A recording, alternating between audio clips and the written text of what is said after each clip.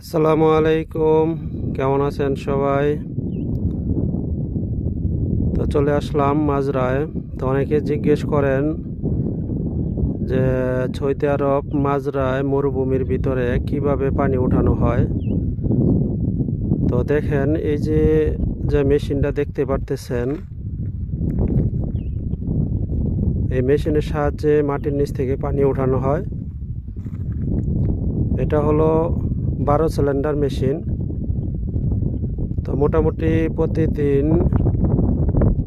1500 থেকে 2000 লিটার তেল খায় এটা। তো এই যে এটা হলো তেলের ট্যাঙ্কি, এটার মধ্যে তেল রাখা হয়।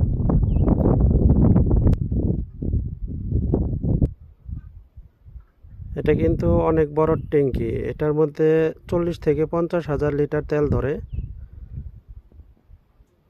তো এই যে মেশিনটা দেখতেছেন, এই মেশিনের সাহায্যে মাটির নিচ থেকে পানি তোলা হয়।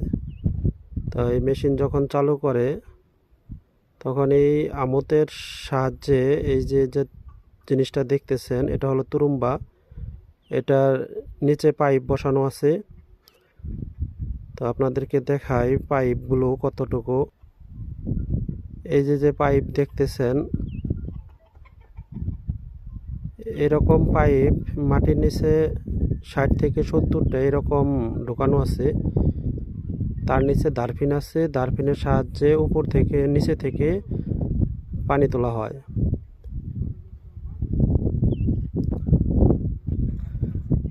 তো এই হলো মেশিন। এই যে কালো পাইপটা দেখতেছেন, এই কালো পাইপটার ভিতর দিয়ে পানি যায়। পানি যাওয়ার পরে এই উপরে যে পাইপ দেখতেছেন, এই উপর দিয়ে পানি আসে। উপর দিয়ে পানি গিয়ে ওই যে দেখেন ওইখানে ঘাস আবাদ করা হয়েছে। এটা 9 বুরুজের মাজরা বলা হয়, 9 বুরুজ।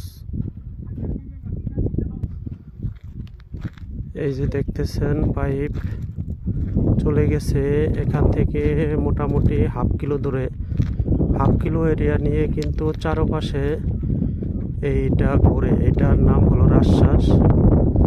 বৃত্ত আকারে চারো সাইড দিয়ে ঘুরে।